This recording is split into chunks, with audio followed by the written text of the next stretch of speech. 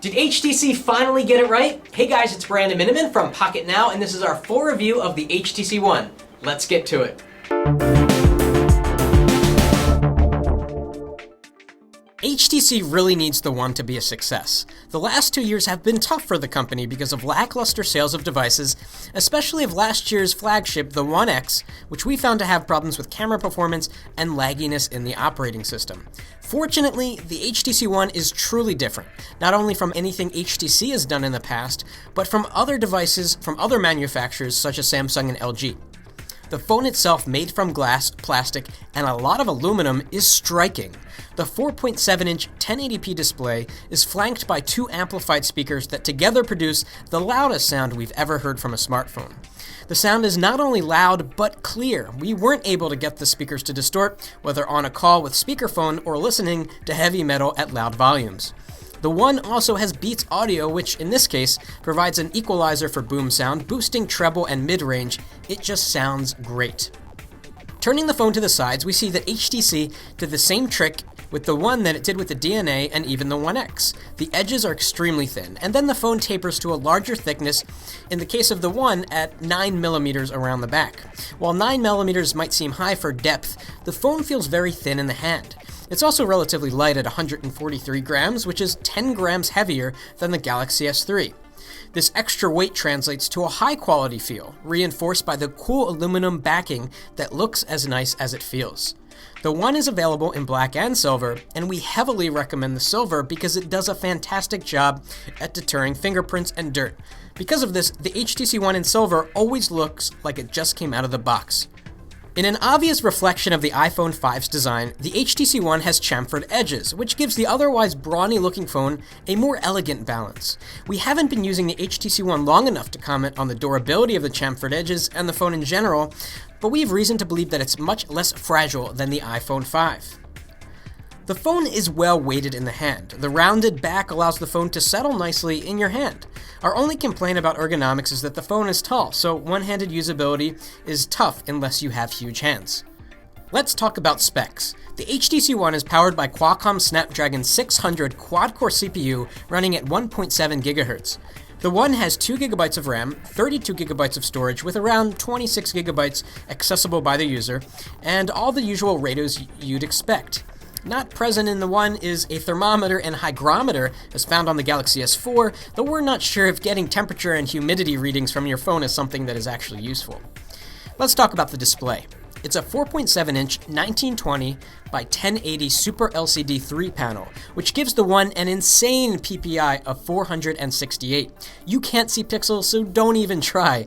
The screen has fantastic characteristics like excellent viewing angles, above average contrast, and color reproduction that rivals that of the iPhone 5. Overall, the screen is a stunner. Running on Android 4.1.2, the HTC One comes with the Sense 5.0 skin. We don't usually like Sense because it's been too heavy and intrusive in the past. Sense 5 is the first version of Sense in a while that enhances Android rather than detracts from it.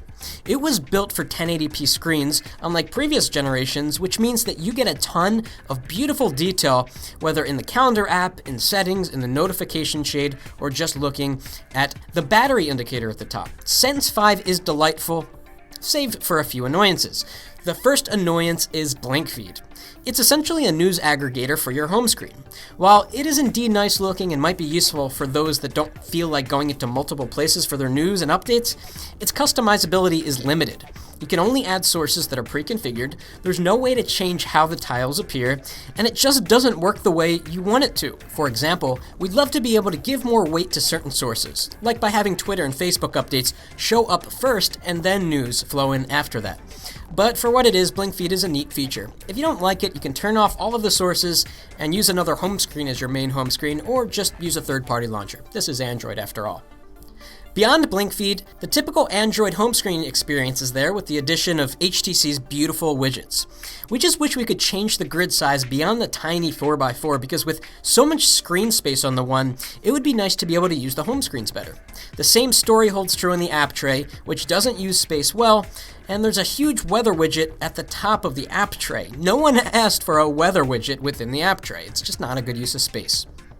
Customizing your home screens is a bit awkward in Sense 5. For example, you have to drag icons to the top of the app tray before you can add them to your home screens. Not only that, but it's impossible to add a folder with quick dials or quick settings into the dock. HTC says they're working on a fix for this. As you would expect, Sense touches every stock application. The multitask UI, accessible with a double tap of the home button, presents you with a grid of 9 app previews, which is really nice. This is infinitely better than the annoying 3D interface present in the last version of Sense for the multitask UI. In terms of performance, the HTC One is consistently fast. Everything you do, whether launching an app, going back to the home screen, opening a folder, taking a photo, replying to an email, or downloading an app, seems to happen on the same beat. The performance of the One is reliably and predictably good no matter what, and we love that. We almost never experienced lag. It's just fast. Even Asphalt 7, which seems to have shoddy performance on every Android we've ever tested, was pretty darn smooth on the HTC One, as good as we've ever seen. Now, let's talk about the camera. HTC is once again claiming that their camera takes amazing shots. They broke that promise with the HTC One X, and with the One we're left disappointed once again, unfortunately. While the One does indeed have amazing low light performance, in fact, it's able to see more light than our own eyes in some situations, the resulting photos often lack adequate color saturation and come out soft, with a lot of noise sometimes. Not only that, but at 4 megapixels, you can't zoom in very much. Megapixels do matter, and we wish that HTC would get the camera right in one of their phones. Samsung can do it, Apple can do it, Sony can do it. Why can't HTC make an amazing camera? Video recorded in 1080p also came out pretty lackluster in terms of color saturation, and they also had a lot of noise. But then there are some neat camera features like Zoe. Zoe essentially takes a mini video when you take a photo. It seems strange, but it's actually quite cool. And this does a few things. First, it allows you to choose the best shot from about 20 resulting photos, and the phone tries to do that for you. Also, it brings your gallery to life as these little animated clips give you a new way to look at photos you've taken. Now let's talk about some test notes. Battery life is no better or no worse than most phones out there like the Galaxy S3, iPhone 5, or Lumia 920. This means with moderate to heavy use, you'll get through a day. If you're going to have a long night out, you're going to want to top off the phone by charging it.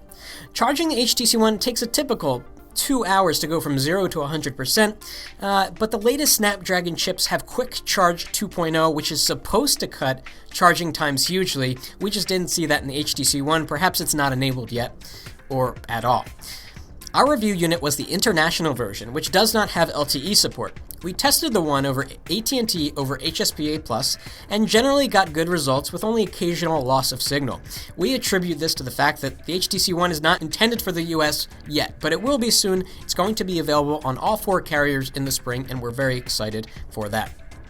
Overall, the HTC One is one of the best, if not the best phone we've ever reviewed. If you can get past the mediocre camera, the combination of fantastic hardware, loud sound, excellent performance, and a gorgeous screen makes us strongly recommend the HTC One. We give it a 9 out of 10. And of course, the Galaxy S4 is on its way out, and when it comes out, we're going to be doing extensive comparisons between that and the HTC One, but for now, the HTC One just cannot be beat. If you like this video, please give us a thumbs up and be sure to subscribe to our channel if you like what you saw. Thanks for watching. Is the One X your next phone? Hey guys, it's Brandon Miniman from Pocketnow, and I'll do a second outro.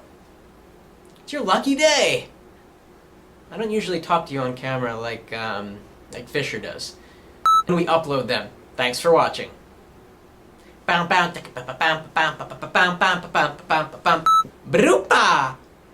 Brupa! Dun dun dun dun dun dun dun dun dun dun dun dun.